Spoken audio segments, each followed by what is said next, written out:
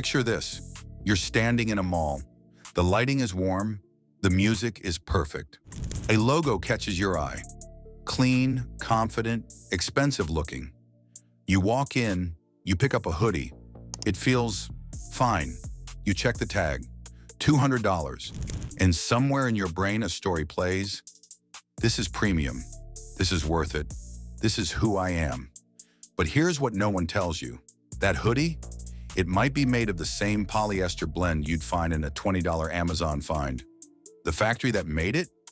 Likely the same one producing fast fashion for half the high street. And that logo is doing more work than the fabric ever will. Today, we're pulling back the curtain on the fashion industry's most profitable illusion. There's a reason fashion is one of the most powerful industries on the planet. It doesn't just sell clothing, it sells identity. It sells the version of yourself you want the world to see. And the most genius part? You can't really measure that. You can't return it. You can't get a refund on the feeling a brand gave you. This is what economists call perceived value, and luxury fashion has mastered it like nothing else. Here's the formula. Take a basic garment, source it cheaply, slap on a heritage story, a celebrity campaign, a logo people recognize, and suddenly a $40 production cost becomes a $400 price tag. It's not fraud, it's branding, and it's completely legal. But here's the question no one's asking inside the dressing room. Is it actually good? Today we're going to look at 10 brands, 5 that are, in the eyes of countless consumers and fashion analysts, selling you a story that doesn't match the substance, and 5 that by most accounts genuinely deliver on their promise. No brand loyalties, no sponsored opinions, just the data, the materials, and the receipts. Let's start with the ones that owe you an explanation. Brand 1, Tommy Hilfiger. Tommy Hilfiger built his empire on a very specific dream, the preppy all-American lifestyle. Sailboats, Ivy League, long weekends in Cape Cod. It's a beautiful story, and for a long time, it carried real weight. But something shifted, and consumers noticed. Since being acquired by PVH Corp., one of the world's largest apparel conglomerates, Tommy Hilfiger's product line has come under consistent criticism for a significant drop in material quality. What was once a brand associated with sturdy, well-constructed casual wear has, according to thousands of customer reviews across Trustpilot, Reddit, and fashion forums, become something quite different. Shoppers report polo shirts that pill after a few washes, fabrics that feel thin to the touch, stitching that gives way earlier than expected for a brand at this price tier. The brand still charges and markets as a premium lifestyle label, but a closer look at garment tags increasingly reveals cotton polyester blends and synthetic fills and pieces retailing for well over $100. The aesthetic is still there. The heritage story still lands. But for many buyers, the product underneath the label simply doesn't hold up. The dream is intact. The shirt, less so. Brand 2, Calvin Klein. Calvin Klein is one of the most recognizable fashion names on earth. It built its mystique on sleek minimalism, provocative advertising, and the idea that less is somehow more, especially when it costs more. But here's a question worth sitting with. When did you last hear someone say their Calvin Klein piece lasted them a decade? Also under the PVH umbrella, Calvin Klein has, particularly in its mainline and CK jeans diffusion ranges, become almost synonymous with one word in consumer circles: disappointment. Specifically, the gap between what the brand looks like and what it actually delivers. T-shirts that lose their shape quickly, jeans that fade faster than expected, underwear, ironically one of their most iconic product lines, that customers describe as declining in elasticity and durability compared to earlier years. To be fair, Calvin Klein's higher-end collections tell a different story, but those are a small fraction of what most consumers are actually buying. The logo on the waistband is doing the heavy lifting. The cotton beneath it, often blended, often thinner than you'd want, often not built to last the way the price implies. Brand 3, Hugo Boss. Hugo Boss carries itself with a different kind of authority. This is corporate prestige, boardroom confidence. Sharp lines, serious tailoring, a sense that you've arrived, and at full retail price, which can push $500 for a single suit jacket. The implication is clear. You are paying for craftsmanship. Now here's where it gets complicated. Hugo Boss, across its Boss and Hugo lines, has long faced scrutiny over where and how its garments are manufactured. The brand sources production from factories across Asia, which in itself is not inherently a quality issue. Many exceptional garments are made there, but the volume at which Boss operates begins to raise questions.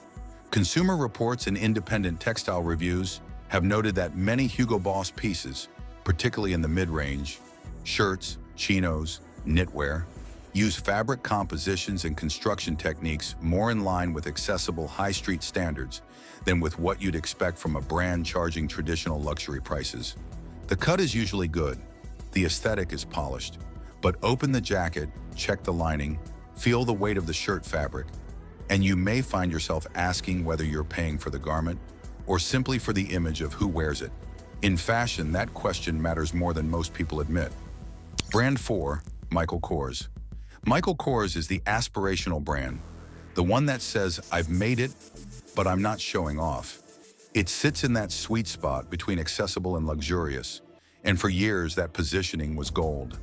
The handbag, the watch, the logo hardware. These became shorthand for a certain kind of attainment, polished, urban, effortlessly chic.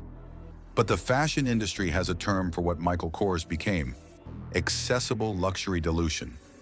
When a brand expands too fast, opens too many outlets, floods the market with product, the exclusivity that justified the price quietly disappears, and with it often goes the quality control. Michael Kors handbags, which can retail for anywhere between $300 and $700 in the mainline range, have drawn widespread criticism for the quality of their hardware, their lining materials, and the durability of their stitching. Fashion resale platforms show rapid depreciation in value, which is unusual for even mid-tier luxury.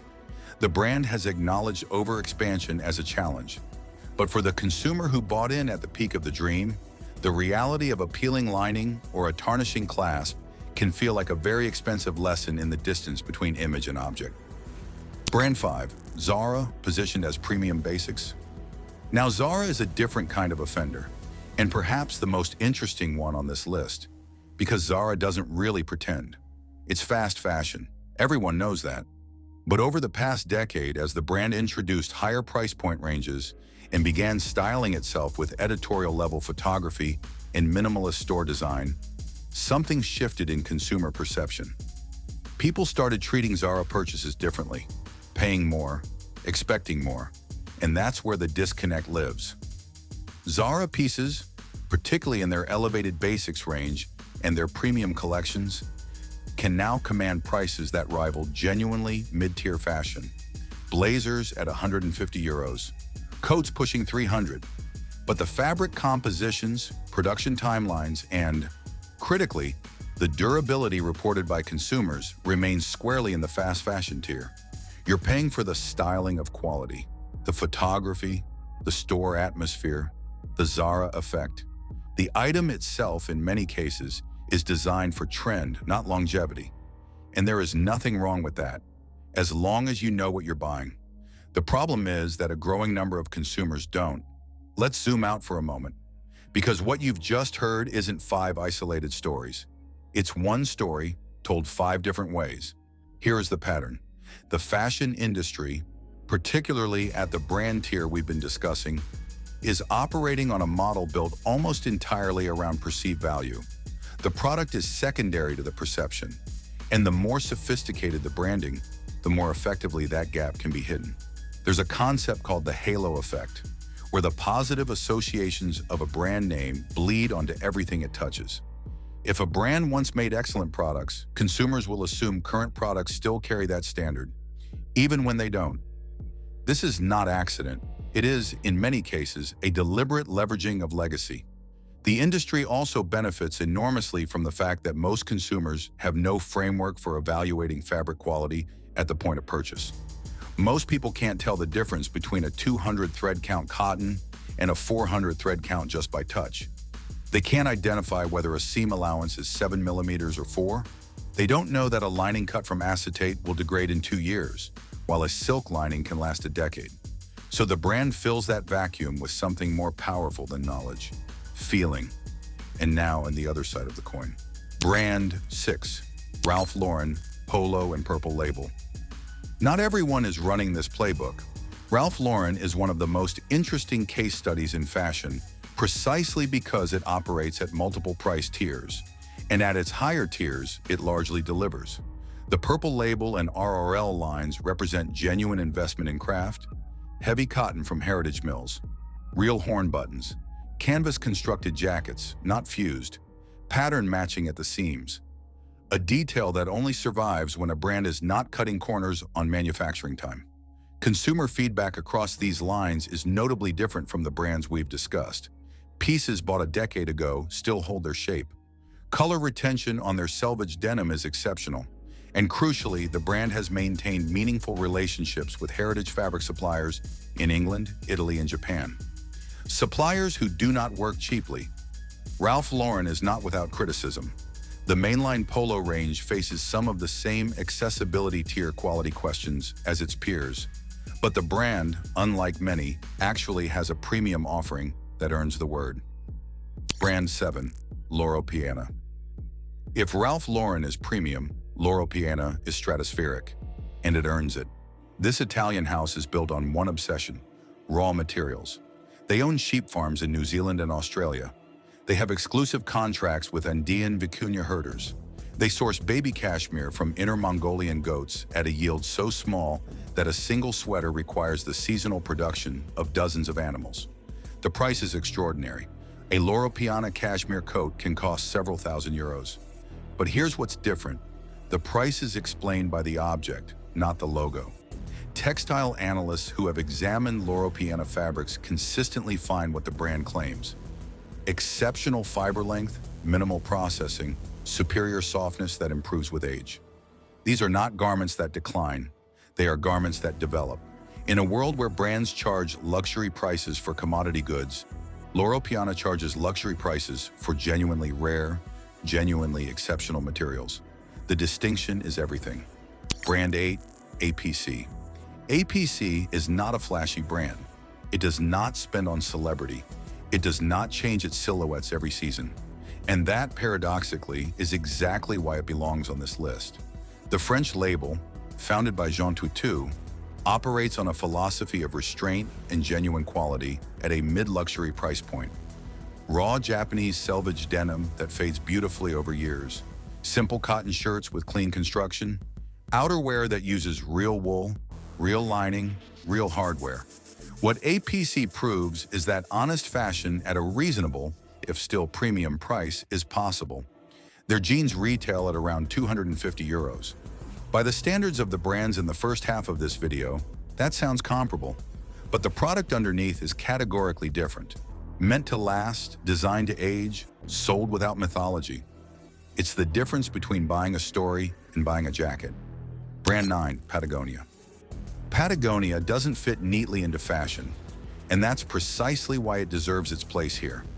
Because Patagonia made an audacious decision. To make clothing that lasts so long, you might not need to buy it again. In a world where the industry's profit model depends on repeat purchase, this is genuinely radical. Their fleeces, the iconic cinquilla designs, are built to last 15, 20 years of hard use. Their shell jackets come with a lifetime repair guarantee, and their worn wear program actively facilitates secondhand resale and mending. The brand has published its supply chain with unusual transparency, including environmental impact data most fashion companies would never voluntarily disclose. Patagonia's materials are not exotic, but their construction standards and their accountability to durability are real and verified by generations of repeat customers. When someone says their Patagonia jacket is 20 years old and still performs, that is not marketing. That is engineering. Brand 10. Brunello Cucinelli. And finally, the brand that perhaps most completely represents what fashion could be at its most honest and most refined. Brunello Cucinelli is built around a single Umbrian village in Italy, literally. The brand's headquarters, ateliers, and much of its workforce exists in Solomeo, a medieval hamlet that Cucinelli has spent decades restoring and nurturing. Every garment is produced there or in carefully selected Italian partner workshops, under conditions that the brand considers and regularly documents as a model for ethical luxury. The cashmere is sourced from Inner Mongolia, overseen directly. The dyeing processes are natural where possible. The craftspeople are paid well above Italian industry standard, not as a PR point, but as a philosophical commitment. The result is clothing that fashion editors, stylists, and long-term customers return to year after year. Not because of the label, because of the object, the weight of the knit, the way a jacket drapes, the fact that a coat purchased in 2010 can be repaired and worn in 2035 and still look correct. At this price point, which is significant, Brunello Cucinelli may be the clearest example in contemporary fashion of the word premium, meaning exactly what it says. So here's what you now know that most people walking into a store don't. Price is not quality. Brand is not craft. A logo is not a guarantee.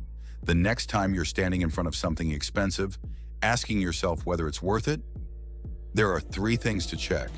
First, the fabric composition tag. If something costs $200 and is 60% polyester, the price is paying for marketing, not material. Second, the construction. Check the seams. Are they reinforced? Does the pattern match across the join? These are 5-second checks that separate real craft from the illusion of it. And third, ask how the brand talks about its supply chain. Brands with nothing to hide tend to show you everything. Brands with something to hide tend to give you a campaign instead. The fashion industry is not going to change the way it tells its stories. That's not how this works. But you can change how you listen to them. Because the most powerful thing a consumer can do, in any industry, but especially this one, is to close the gap between what a brand wants you to feel and what is actually, materially, objectively true. Your money is real. Make sure the thing you spend it on is too. Thank you for watching. Did you find this video valuable? Make sure to leave a like and subscribe to the channel for more valuable content. See you next time.